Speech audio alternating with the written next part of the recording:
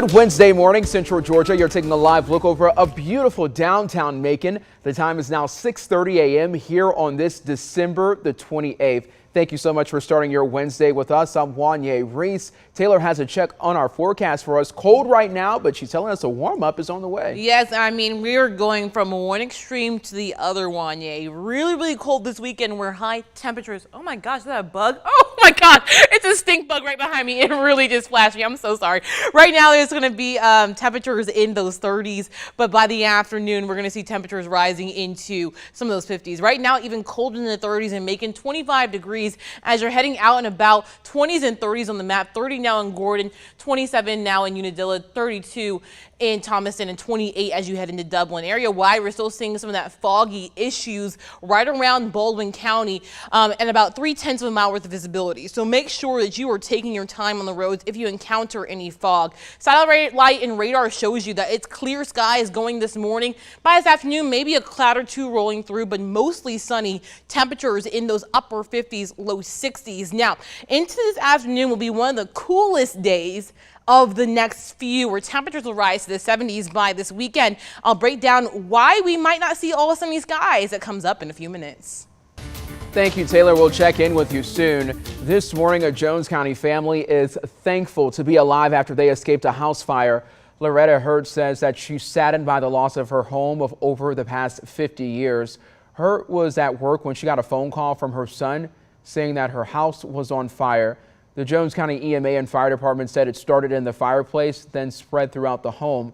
Hurt says she watched her father build the home 51 years ago. Right now, Hurt is staying with her daughter, definitely sending prayers out to her family as they figure out how they're going to recover. Well, a man is now in the hospital after he fell into traffic. The Bibb County Sheriff's Office says 53-year-old Roosevelt King Jr. was walking on Napier Avenue near Dell Park when he fell. The driver of a Ford Focus hit him, sending him to the hospital. Right now, King is in critical condition and no one else was hurt. This morning, the Lawrence County Sheriff is asking the GBI for help after an inmate was found dead in his cell. Deputies say they found him yesterday and they do not suspect foul play. At this time, the office has not released the inmate's name just yet. It's 6:33. Right now, a woman is expected to survive and 2 men are dead due to a drug overdose at a North Macon motel. Deputy Coroner Lonnie Miley says he pronounced the 2 men dead yesterday afternoon at the Motel 6 on Riverside Drive. At the same time, crews took that woman to the hospital.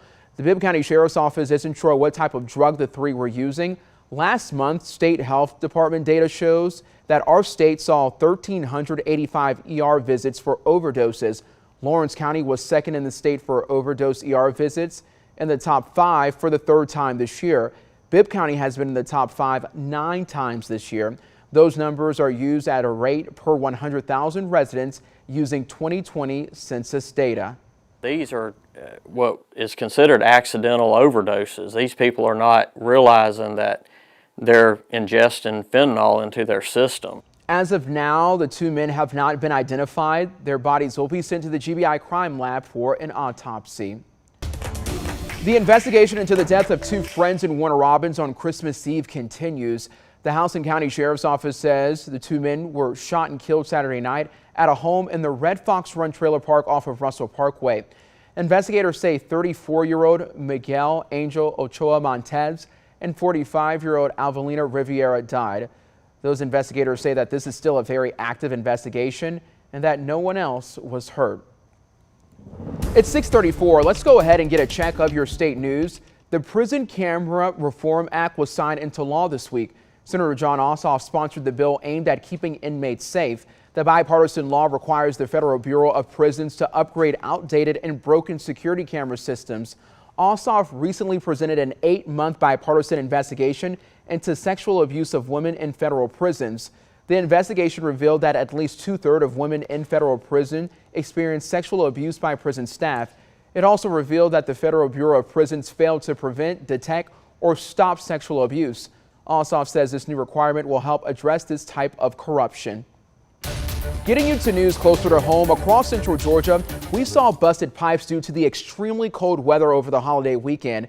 Community systems and businesses weren't immune to those same issues, to include Prop Steakhouse and Seafood down in Warner Robins. On Christmas Day, Assistant General Manager Riley Harris went into the restaurant because the alarm went off. When she got there, check out this video on your screen. She saw water coming from under the door and flooding the dining areas. With help from other employees, they spent the Monday cleaning up the mess and managed to reopen yesterday. Harris says it was important for them to be there for their customers as quickly as possible. We had to go to the emergency fire sprinkler system and turn it off that way. That's when we determined that it was from the sprinkler system and not from a main water line or anything like that busting. Right now, some communities are still under a boil water advisory, including parts of Baldwin County. City leaders focused their attention on fixing smaller water leaks around the city and trying to track down a big water main break that left hundreds of people without water.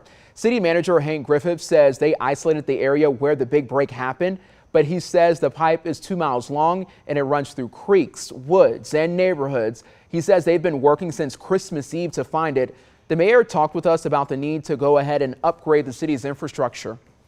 Yes, we've been talking about our water lines and infrastructure a long time here in the city of Milledgeville. And I, as the mayor, still have that fire in my belly to make sure that we get these lines and our infrastructure brought up to par. This is our beloved community, and we are grateful that everybody's hands on deck right now and trying to make everything work. With the city still facing water issues, they will continue to hand out water bottles today.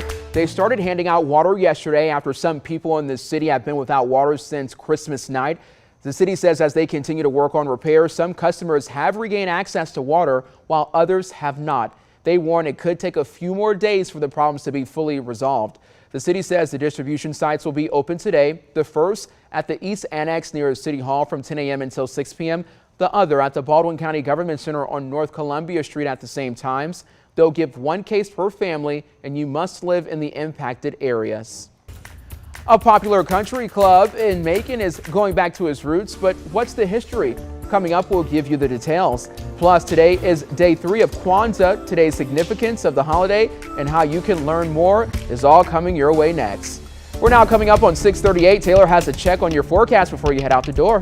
Well, Wanye, it is super cold as you head out the door. Make sure that you are bundling up. Temperatures right now across the area in the 20s and 30s, but at least it gives us those holiday feels. Right now, 28 degrees in Dublin and area wide. We're seeing those cooler temperatures as well. 25 now in Macon, 30 in Gray, 27 in Jeffersonville, and 26 as you head down to Hawkinsville. Again, area wide, all blue on the map, showing you that it is cold. But at least by the afternoon, we start to warm up just a little bit. It's going to be one of the coolest days, though, of the next few, if it tells you anything as I head through this forecast. Right now, again, 30s as you walk out the door, but by the afternoon, we're going to start seeing temperatures in the upper 40s, low 50s for lunchtime, and we're topping out somewhere in the mid to upper 50s. Few clouds will roll here and there, but mostly sunny skies. Even with the clouds that do roll in tonight, we really won't see any type of wet weather. Now, the reason why we're going to start seeing some temperatures are right around average today and above average for the next few days to round out 2022. It's all thanks to the upper levels of the atmosphere. They're going to bring what we call a ridge to central Georgia, meaning that the jet stream is going to form like a mountaintop across a lot of the East Coast. When that happens, high pressure at the upper levels brings down air, and it sinks and warms as it heads throughout the area. So we're going to warm up through this week. We're talking temperatures not only in the 50s, we're talking some mid 60s, even 70s on the forecast as we head into New Year's Eve weekend. But it does not come without a cost. We're talking some temperatures, like I said, 60s and 70s, but rain chances roll in as well. They're going to start rolling in on Friday, so today and tomorrow are dry, but Friday morning, here comes some rain rolling from south to north throughout central Georgia, maybe a moderate downpour or two, but it's going to be confined mainly to the eastern portions of central Georgia. Just bring an umbrella with you as you walk out the door. We should stay dry through most of the day Friday. We could see some sprinkles rolling in by Friday night. It's all thanks to a cold front that will roll through and really bring the heaviest rain on New Year's Eve. So temperatures in the upper 60s by New Year's Eve, but notice a 90% chance of rain, and then into New Year's Day, about a 10% chance of rain with temperatures in the 70s. So here comes that cold front. The best thing about this, though, is with that cold front, we're going to start to see some temperatures, again, warmer ahead of it, but also the cold front rolls through early Saturday, so our severe potential will be a little bit lower if we have any at all. And 2, you can probably fire off those fireworks by 10 a.m. The heaviest rain really north of Macon, but by 7 p.m. notice we're left with isolated showers. So for midnight, those fireworks I think are still a go. It may be a little bit soggy outside, but at least it won't be actively raining. Your 7-day forecast shows you we're climbing about 15 to 20 degrees from today through the weekend, and we'll stay with the 70s into the new year.